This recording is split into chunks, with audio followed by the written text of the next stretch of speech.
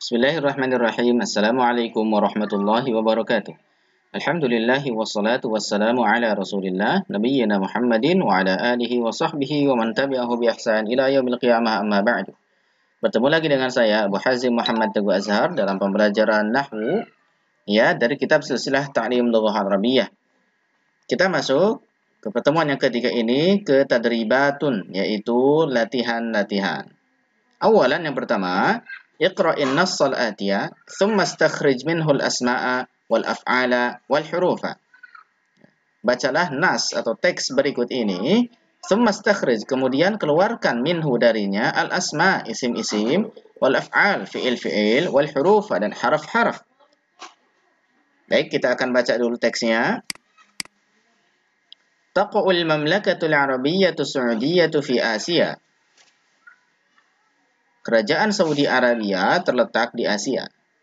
Wa min muduniha Makkatul Mukarramah wal Madinatul Munawwarah wal Riyadh wa Jeddah.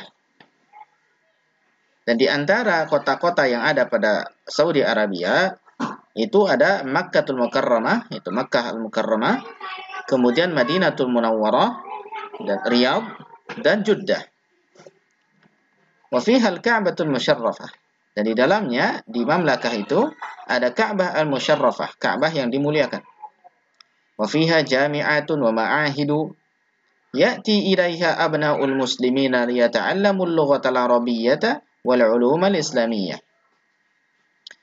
Pada atau di Saudi Arabia juga ada banyak universitas, kemudian ma'had-ma'had, yang mana ya'ti ilaiha, datang kepadanya abnaul muslimin, anak-anak kaum muslimin, yata'allamul lughatal arabiyyah, untuk belajar bahasa Arab, wal ulumal islamiyah, dan belajar ilmu Islam. Baik, dari teks tadi ikhwah fillah sekalian, tentukanlah isim-isimnya, fi'ilnya, dan huruf-hurufnya. Kita perhatikan isim, ketika kita tahu bahwasanya dia menunjukkan nama, dia menunjukkan benda mati, dia juga menunjukkan benda yang berakar dan sebagainya. Dia memiliki ciri seperti misalkan dia ada tanwinnya, ada alif lamnya, seperti itu. Maka silakan kita akan mencoba menentukan isim-isim yang ada di sini mana saja, fiil-fiil yang ada di sini mana saja, harafnya mana saja. Isim tentunya adalah kata benda atau sifat, kemudian fi'il adalah kata kerja, dan harf adalah yang senantiasa memiliki makna setelah bergabung dengan yang lainnya. Kita perhatikan di sini taqa'u al-mamlakatul arabiyyah. Taqa'u ini kaitannya dengan waktu, dan dia adalah bagian daripada fi'il. Maka ini fi'il yang pertama. Kemudian al-mamlakatul arabiyyah as-su'udiyah, ini adalah isim semua. Kenapa demikian? Perhatikan di sini ada alif lam, alif lam, alif lam. Ini tanda daripada isim. Fi Asia. Asia adalah nama sebuah tempat atau nama sesuatu.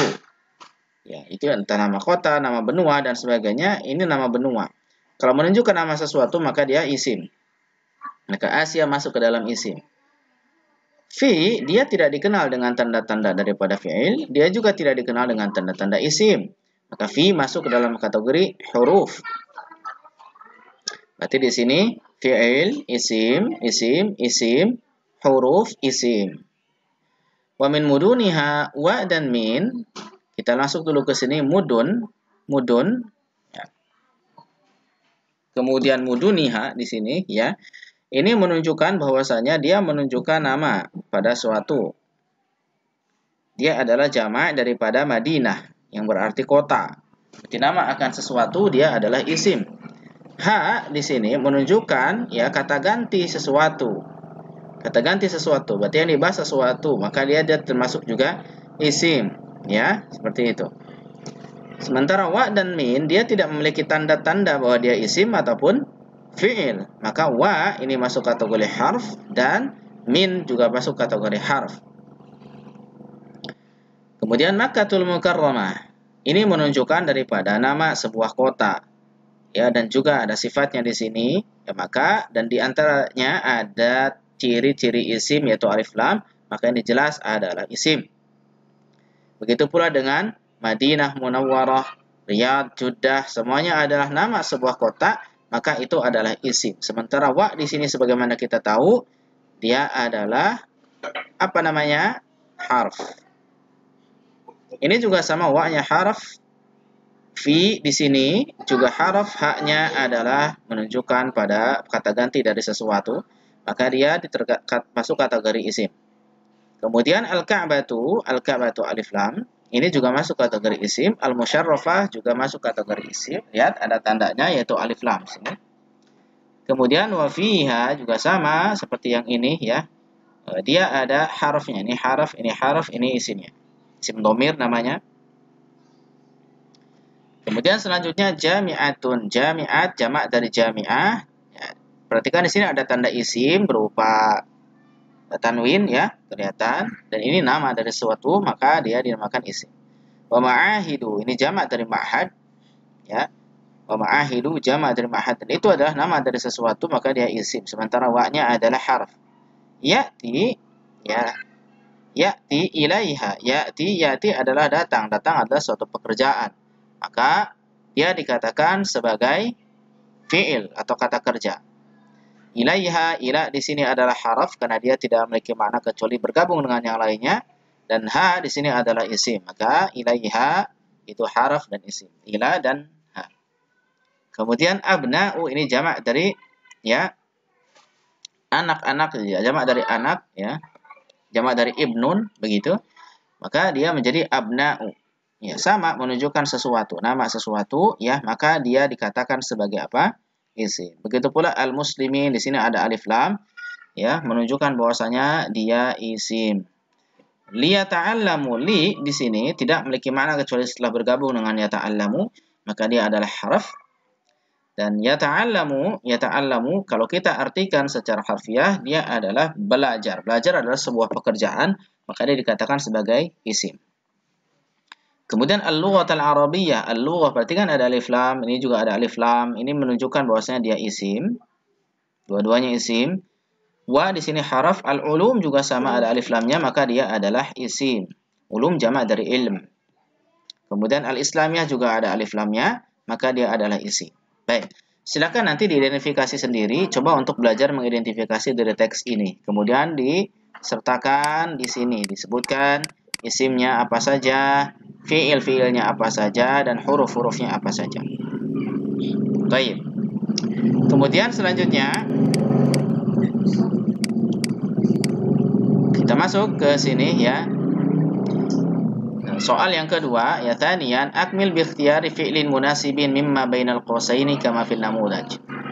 Sempurnakan ya dengan memilih fi'il yang cocok, kata kerja yang cocok dari apa-apa yang ada di dalam kurung. Kama fil namudaj sebagaimana di contoh. Contoh ini ya.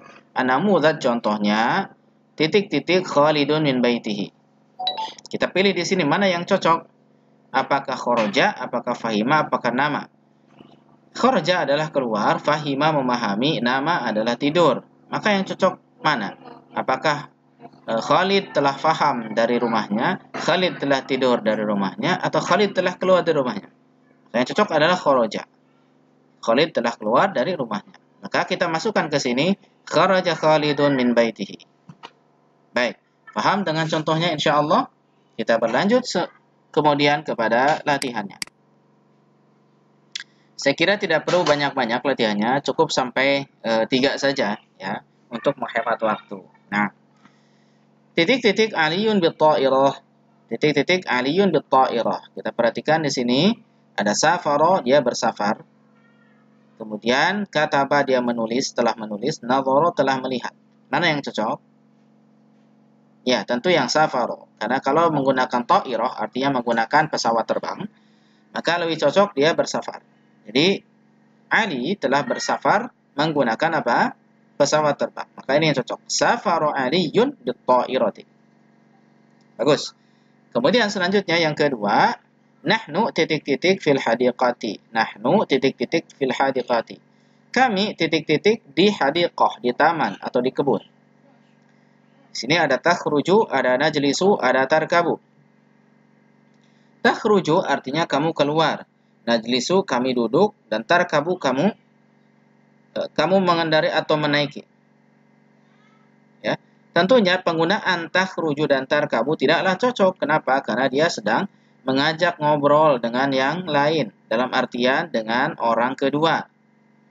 Sementara kalau najlisu ini menunjukkan bahwa seorang sedang bercerita tentang dirinya dan banyakkan orang. Yaitu kita atau kami. Maka ini yang lebih cocok. Nahnu kami najlisu fil hadiqati. Kami duduk-duduk di hadiqah. Di taman atau di kebun. Bisa dipahami? Baik. Selanjutnya yang ketiga. Titik-titik at-tiflul haliba. Titik-titik ya, anqat ya, nuqtah-nuqtah at-tiflul haliba. Anak itu al-haliba. Apa di sini maksudnya? Kita lihat. Akala, ada qoma, ada syariba. Akala telah makan, qoma telah berdiri, syariba telah minum. Tentunya akala telah makan tidak cocok dengan halib, dengan susu. Begitu pula qoma telah berdiri tidak cocok dengan susu. Yang lebih cocok adalah syariba, dia telah meminum. Maka di sini kita masukkan syariba, syariba tiflul haliba. Silakan diucapkan. Oke. Syariba tiflul haliba. Anak itu telah meminum susu. Baik. Saya kira 3 contoh daripada latihan ini sudah mencukupi. Insyaallah ta'ala tinggal dilanjutkan. Bagi teman-teman yang memiliki PDF-nya, silakan dilanjutkan saja ke bawah untuk berlatih. Ya, saya hanya menunjukkan bagaimana jalannya. Nah, barakallahu fikum, itu yang bisa disampaikan pada video ini. Semoga bermanfaat. Saya Abu Hazim Muhammad Tugu Azhar undur diri. Wassalamualaikum warahmatullahi wabarakatuh.